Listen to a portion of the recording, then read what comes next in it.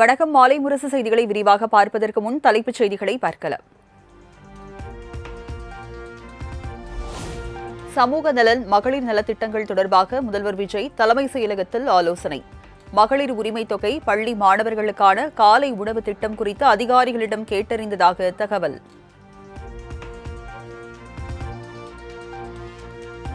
ராமநாதபுரம் மாவட்டம் தேவிப்பட்டினம் அருகே வாகன விபத்தில் காவலர் மகேஷ்குமார் உயிரிழந்த சம்பவத்தில் முதலமைச்சர் விஜய் இரங்கல். காவலர் குடும்பத்தினருக்கு 30 லட்சம் ரூபாய் இழப்பீடு தொகை வழங்கி உத்தரவு.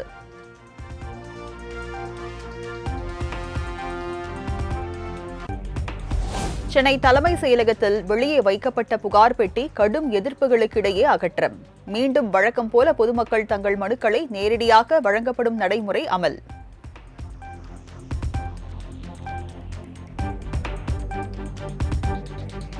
விவாகரத்து வழக்கில் வீடியோ கான்பரன்ஸ் மூலம் ஆஜராக முதலமைச்சர் விஜய், சங்கீதா விடுத்த கோரிக்கை செங்கல்பட்டு நீதிமன்றத்தில் நிராகரிப்பு.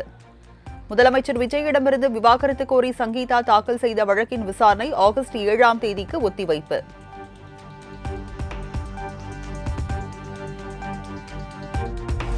ஜூன் மாதத்திற்கான மகளிர் உரிமைத் தொகை வங்கிக் கணக்குகளில் வரவு வைப்பு. தமிழகத்தில் ஆட்சி மாற்றம் நடந்த பின்பு 2வது மாதமாக மகளிருக்கு கிடைத்தது 1000 ரூபாய்.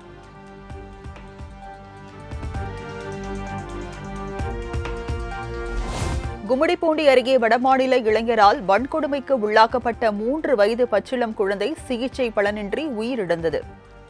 வன்கொடுமையில் ஈடுபட்டு முட்புதரில் வீசி சென்ற வடமாநில இளைஞரை தருமடி கொடுத்து போலீசில் ஒப்படைத்த பொதுமக்கள்.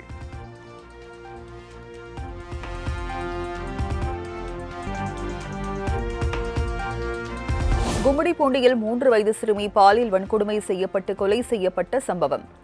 குற்ற சம்பவத்தில் பிபின் மஞ்சி என்ற ஒருவர் மட்டுமே ஈடுபட்டதாக திருவள்ளூர் மாவட்ட காவல்துறை விளக்கம்.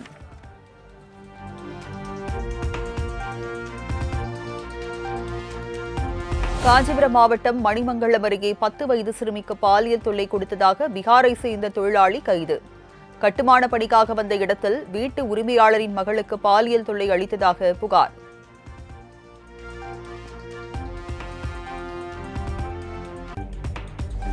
கும்மிடிப்பூண்டி 3 வயது சிறுமி பாலியல் தொல்லைக்குள்ளாக்கப்பட்டு கொலை செய்யப்பட்ட சம்பவம் குறித்து எதிர்க்கட்சித் தலைவர் உதயநிதி ஸ்டாலின், எடப்பாடி பழனிசாமி ஆகியோர் தமிழக அரசுக்கு கண்டனம். குழந்தைகள், பெண்கள் பாதுகாப்பில் முதலமைச்சர் விஜய் கோட்டை விட்டு விட்டதாக உதயநிதி ஸ்டாலினும், சட்டம் ஒழுங்கை காக்க வேண்டிய சிங்கப்பெண் பாதுகாப்பு படை எங்கே போனது என இபிஎஸும் மாறி மாறி கேள்வி.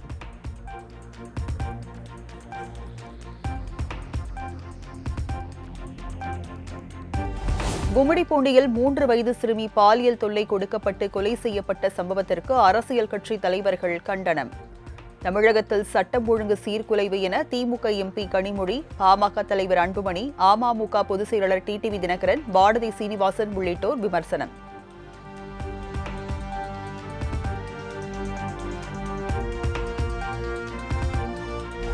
சென்னை பூவிருந்தவள்ளி அருகே 6 வயது சிறுமியை சுடுகாட்டுக்கு அழைத்து சென்று பாலியல் தொல்லையில் ஈடுபட்ட ஓட்டுநர். தன்னை மாமா என அன்போடு அழைத்த குழந்தையிடம் கொடூர செயலில் ஈடுபட்ட ஓட்டுநரை போக்சோவில் கைது செய்த போலீசார்.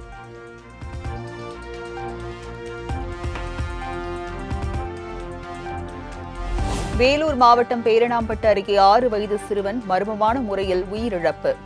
தலை மற்றும் உடலில் அதிக காயங்கள் உள்ள நிலையில் அமாவாசையை முன்னிட்டு நரபலி கொடுக்கப்பட்டதாக உறவினர்கள் பரபரப்பு புகார். டெத்தில் எனக்கு ஒரு சந்தேகம் இருக்குது. அதனால தான் நாங்கள் கேஸ் கொடுக்க வந்தோம். அவங்க மாந்திரிகம் அந்த மாதிரியெல்லாம் அவங்க வீட்டில் பண்ணிகிட்டு இருக்காங்க. ஒருவேளை நரக பலி கொடுத்துருப்பாங்களோ அப்படின்னு சொல்லிட்டு தான் நாங்கள் கேஸே கொடுக்க வந்தோம். அது போஸ்ட்மார்ட்டம் போயிருக்கு. அது போயிட்டு ரிப்போர்ட் வந்தால் தான் போலீஸு ஆக்ஷன் எடுப்பேன்னு சொல்லியிருக்காங்க. இன்றைக்கி அமாவாசைன்ற வாசி தான் அந்த நரபலி கொடுத்துருப்பாங்களோன்ற ஒரு சந்தேகமே எழுந்திருக்கு எங்களுக்கு. சரிங்க.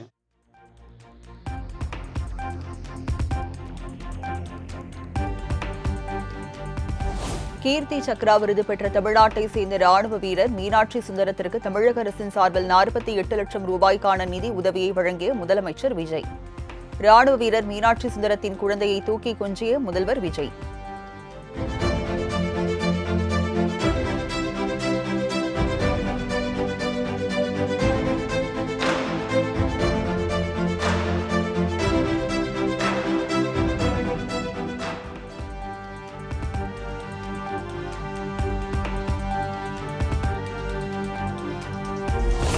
அதிமுக எம்எல்ஏக்கள் 4 பேரும் தாமாகவே முன்வந்து ராஜினாமா செய்ததாக சென்னை உயர்நீதிமன்றத்தில் தமிழக அரசு தகவல்.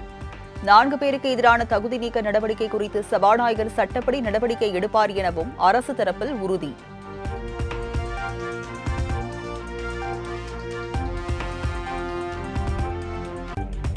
நான்கு சட்டமன்ற தொகுதிகளிலும் இடைத்தேர்தல் அறிவிக்க தடை விதிக்க சென்னை உயர்நீதிமன்றத்தில் அதிமுக தரப்பில் முறையீடு. மனுவை சேர்த்து விசாரிக்க அதிமுக தரப்பில் தலைமை நீதிபதி அமர்வில் கோரிக்கை வைத்த நிலையில் விசாரணை ஒத்திவைப்பு. தேர்தல் தோல்வி குறித்து கள ஆய்வு அறிக்கையுடன் திமுக தலைவர் ஸ்டாலின் இல்லத்திற்கு 5வது நாளாக படையெடுக்கும் நிர்வாகிகள். ஈரோடு, நாமக்கல் மாவட்டங்களின் கள ஆய்வு அறிக்கை இன்று சமர்ப்பிப்பு.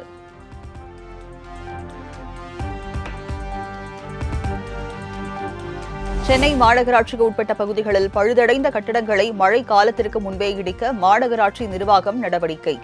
சென்னை மாநகராட்சியின் 200 வார்டுகளில் 337 கட்டிடங்கள் அடையாளம் காணப்பட்ட நிலையில் பருவமழை தொடங்குவதற்கு முன்பாகவே கட்டிடங்களை இடிக்கும் பணிகள் தீவிரம்.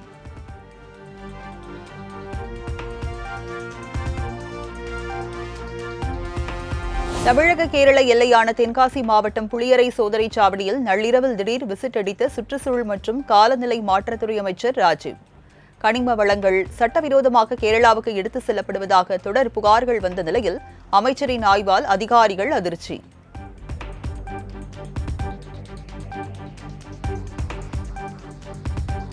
டாஸ்மாகில் பாட்டிலுக்கு 10 ரூபாய் கூடுதலாக வாங்கிய விவகாரத்தில் கடந்த 20 நாட்களில் 200 பணியாளர்கள் சஸ்பெண்ட்.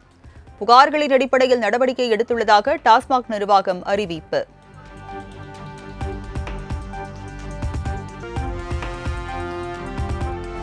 மாற்றுக் கட்சிகளில் இருந்து 20,000க்கும் மேற்பட்டோர் தாவேகாவில் இணையும் நிகழ்ச்சியில் தாவேகாவினர் போலீசார் இடையே வாக்குவாதம். நிகழ்ச்சி தொடங்கி அரை மணி நேரத்திலேயே 3/4 பேர் புறப்பட்டு சென்ற நிலையில் காலி சேர்கள் முன்பு தாவேகா நிர்வாகிகள் முழக்கம். இரவு பகல் பாராமல் எந்த ஒரு நிகழ்ச்சியாக இருந்தாலும் சரி, உங்கள் வீட்டு மகளாக உங்கள் சகோதரியாகவும் இருந்து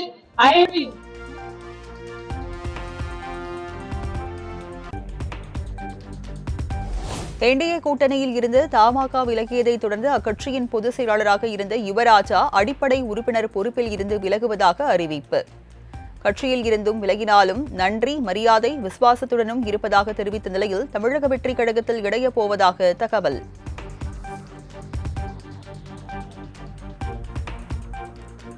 பரங்கிப்பேட்டை அருகே கடலில் ஹைட்ரோ கார்பன் கிணறுகள் அமைப்பதை தமிழ்நாடு அரசு தடுத்து நிறுத்த வேண்டும் என முன்னாள் அமைச்சர் தங்கம் தென்னரசு வலியுறுத்தல். மாநில கடற்கரை மண்டல மேலாண்மை ஆணையம் எத்தகைய அனுமதியும் வழங்கக்கூடாது என தமிழ்நாடு அரசு அறிவுறுத்த வேண்டும் எனவும் கோரிக்கை.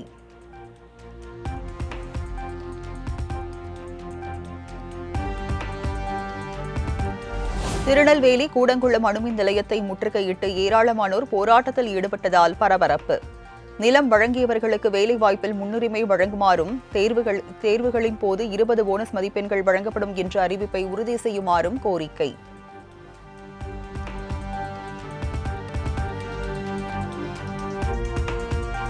தமிழ்நாட்டில் 2 மாத மீன்பிடி தடைக்காலம் முடிந்து கடலுக்கு சென்ற மீனவர்கள். டீசல் விலை உயர்வால் வாழ்வாதாரம் பாதிக்கப்படும் சூழல் உள்ளதாக வேதனை.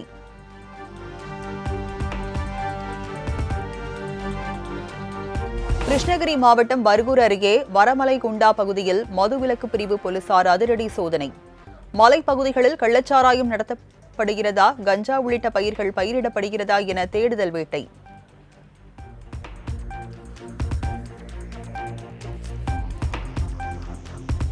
முருகனின் அறுபடை வீடுகளில் ஒன்றான பழனி தண்டாயுதபாணி கோவிலின் கிரிவல பாதையில் ஆக்கிரமிப்பு வீடுகள் ஜேசிபி மூலம் இடித்து அகற்றம்.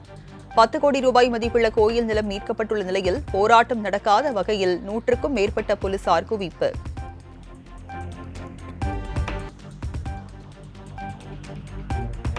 சிவகங்கை மாவட்டம் திருப்புவனம் அருகே ரேஷன் கடை திறப்பு விழாவுக்கு 20 நிமிடம் தாமதமாக வந்த தாவேகா எம்எல்ஏ இளங்கோவன்.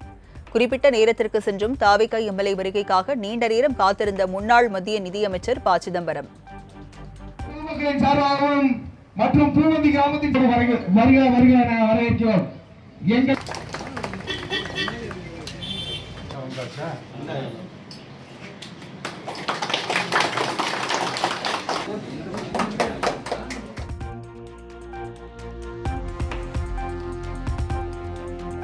அரசுமுறை பயணமாக ஸ்லோவேக்கியா சென்றடைந்த பிரதமர் நரேந்திர மோடிக்கு அந்நாட்டு பாரம்பரிய முறைப்படி உற்சாக வரவேற்பு.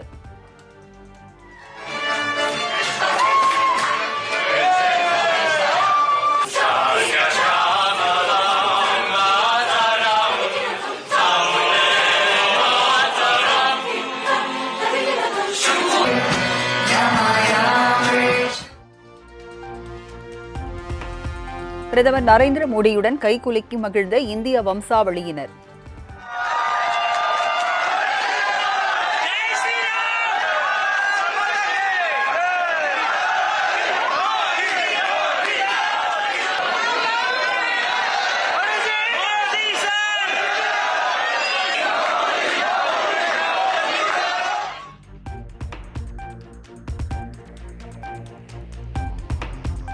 ஓமன் அருகே என்ஜின் கோளாறு காரணமாக இந்திய கப்பல் நடுக்கடலில் மூழ்கிய நிலையில் அதில் இருந்து மாலுமிகள் மீட்பு.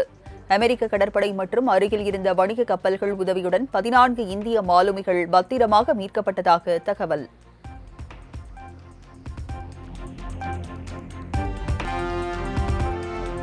கேரளாவில் அரசு பேருந்தில் பெண்கள் இலவசமாக பயணிக்கும் திட்டத்தை தொடங்கி வைத்தார் முதலமைச்சர் வி.டி. சதீசன். பெண்களுடன் சேர்ந்து திருநங்கைகளும் இலவசமாக பயணம் செய்யலாம் என அறிவிப்பு.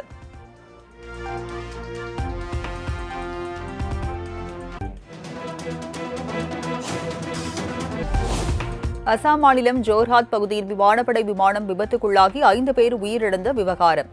விமானம் தரையிறங்கி வெடித்து தீக்கிரையான அதிர்ச்சிகர வீடியோ வெளியாகி பரபரப்பு.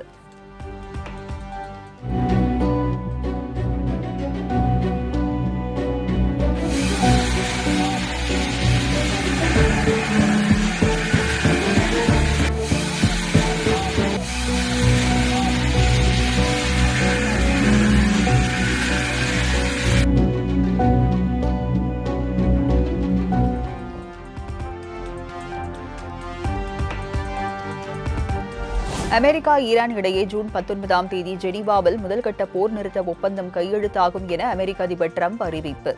அமெரிக்காவுடன் 14 அம்ச கோரிக்கைகள் அடங்கிய புரிந்துணர்வு ஒப்பந்தம் தற்போது செய்து கொள்ளப்பட்டுள்ளதாக ஈரானும் அறிவிப்பு.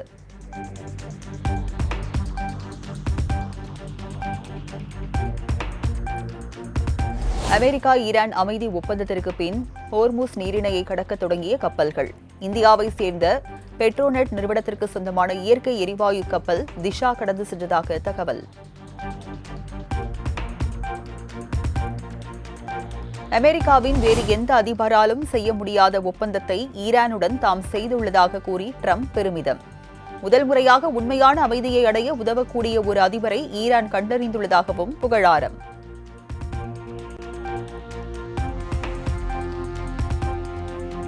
அமெரிக்காவின் ஸ்டான்போர்ட் பல்கலைக்கழக பட்டமளிப்பு விழாவில் கூகுள் சிஇஓ சுந்தர் பிச்சை பேசத் தொடங்கியதும் எழுந்து சென்ற 100க்கும் மேற்பட்ட மாணவர்கள். இஸ்ரேலுக்கு கிளவுட் கம்ப்யூட்டிங் மற்றும் ஏஐ தொழில்நுட்பங்களை வழங்கும் ப்ராஜெக்ட் நிம்பஸ் ஒப்பந்தத்திற்கு எதிர்ப்பு தெரிவித்து பாலஸ்தீனத்திற்கு விடுதலை கொடுங்கள் என்று முழக்கமிட்டதால் பரபரப்பு.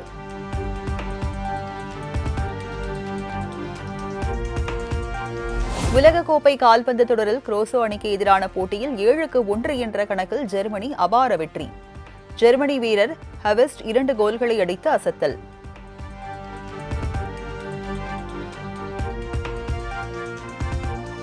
உலகக்கோப்பை கால்பந்து தொடரில் ஐவரி கோஸ்ட் அணி அபார வெற்றி. 1-0 என்ற கோல் கணக்கில் ஈக்வெட்டார் அணியை வீழ்த்தி ஐவரி கோஸ்ட் அணி அசத்தல்.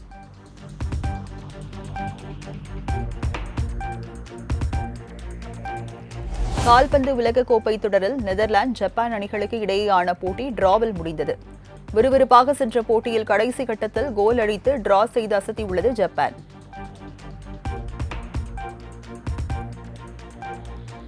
பரபரப்பாக நடைபெற்று வரும் ஃபிஃபா உலகக்கோப்பை தொடர். நாளை நள்ளிரவு 12:30 மணிக்கு நடைபெறும் ஆட்டத்தில் பெல்ஜியம், துனிசியா அணிகள் பல பரீட்சை.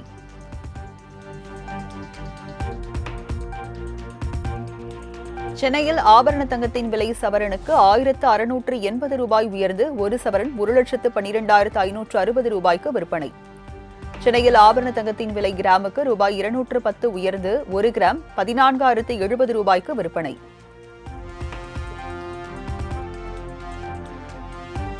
சென்னையில் வெள்ளி விலை கிராமுக்கு 10 ரூபாய் உயர்ந்து 1 கிராம் 280க்கு விற்பனை. வெள்ளி விலை கிலோவுக்கு 10,000 ரூபாய் உயர்ந்து 1 கிலோ 2,80,000 விற்பனை.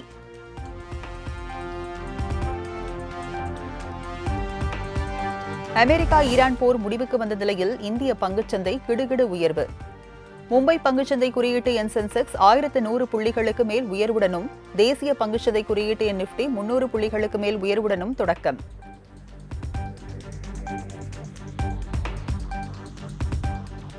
மக்களை திருநாயாக சித்தரிப்பது எவ்வளவு அறிவுபூர்வமான விளக்கம் என நடிகர் ராகவா லாரன்ஸுக்கு இயக்குநர் சேரன் கண்டனம். பிஸ்கெட்டும் பிரியாணியும் மக்களை குறைக்க விடாமல் பார்க்கும் பேச்சு மனிதாபிமானத்தின் மீதே சந்தேகத்தை ஏற்படுத்தியதாகவும் கருத்து.